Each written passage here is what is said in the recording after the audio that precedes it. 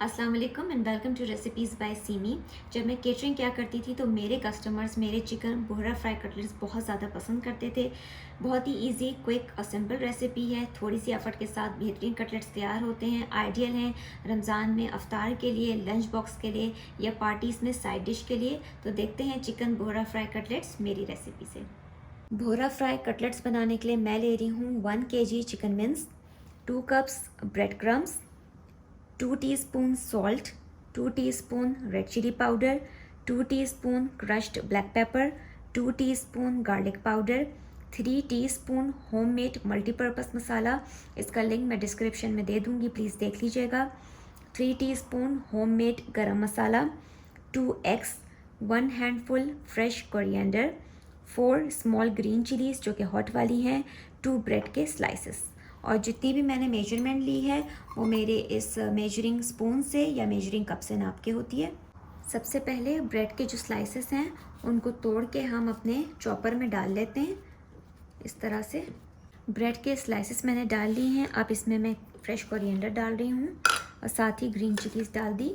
अब मैं इसको एक दफ़ा चॉप करके लेके आती हूँ। ये देखिए, ये सारा मिक्सचर अच्छी तरह मैंने रेडी कर लिया है। अब इसमें डालेंगे कीमा।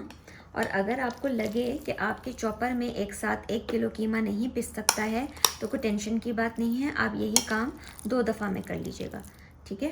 तो बस मैं इसमें सारा कीमा डालती हूँ।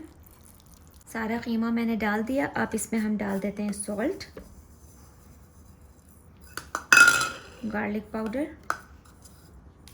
ब्लैक पेपर, गरम मसाला, होममेड मल्टीपर्पज़ मसाला और रेड चिली। और बस इसको मैं एक दफ़ा फिर चॉप करके लेके आती हूँ। तो ये देखिए, मैंने ये सारा कटलेट का जो कीमा है वो मैंने चॉप कर लिया है। अब इसको हम निकाल लेते हैं किसी चीज़ में। देखिए, कीमा जो है वो मैंने अच्छी तरह से चॉपर में चला के बहुत फाइनली इसको पीस लिया है। ये कुछ इस फॉर्म में आ गया है, बहुत ही ज़बरदस्त ये पिस चुका है, ठीक है। अब हम इसके कटलेट्स बनाना स्टार्ट करते हैं। अच्छा, मैंने क्या किया है कि मैंने एक ट्रे के ऊपर इस तरह से प्लास्टिक का शीट लगा ली है, थैली लगा ली है।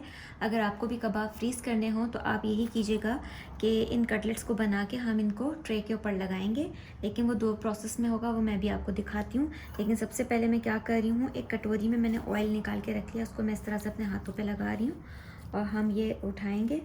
जितने भी साइज़ के आपको कटलेट्स बनाने हैं आप उतने जो है वो पोर्शन का कीमा हाथ में उठा लें और इस तरह से इसको पहले हम घुमाएंगे, ठीक है। और फिर इसको इस तरह से बिल्कुल चपटे चपटे इसके कटलेट्स बनते हैं, क्योंकि अभी जब इसके ऊपर ब्रेड क्रम्ब और अंडा लगेगा तो ये काफ़ी जो है वो फूल जाते हैं, ठीक है। और ये कटलेट्स मैं बहुत ज़्यादा बड़े नहीं बनाती। आपको जो भी साइज़ पसंद हो, बहुत बड़े बड़े बनाने तो आप बड़ा साइज़ का बनाइए, छोटे बनाने हैं तो छोटे बनाइए। मैं ज़रा ये बस तो मीडियम साइज़ की ही बनाती हूँ, ठीक है। इस तरह से मैं बना के ये रखती जा रही हूँ यहाँ पर और इसी तरह से मैं ये सारे रेडी करके आपको दिखाती हूँ।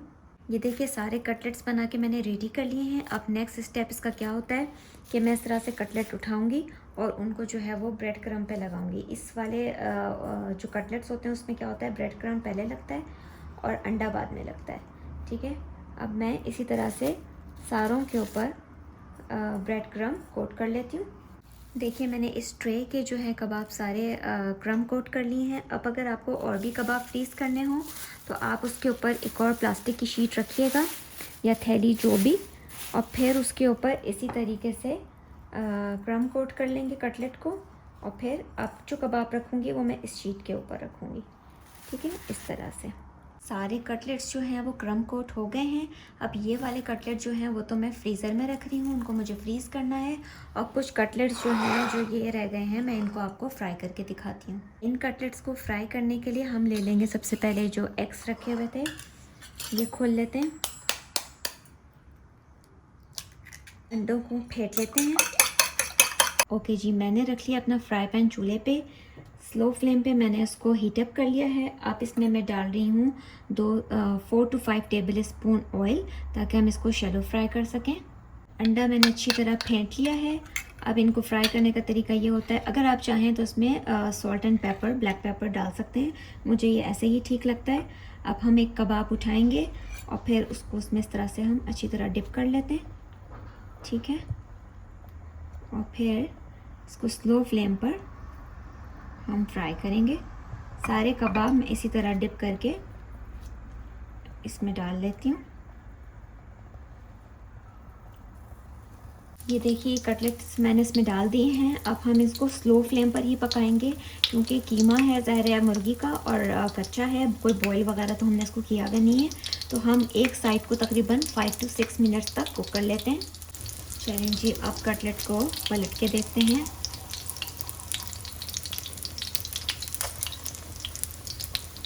अल्हम्दुलिल्लाह बहुत प्यारा गोल्डन कलर आ रहा है। और सारी जो है वो मैं कटलेट की साइड चेंज कर लेती हूँ।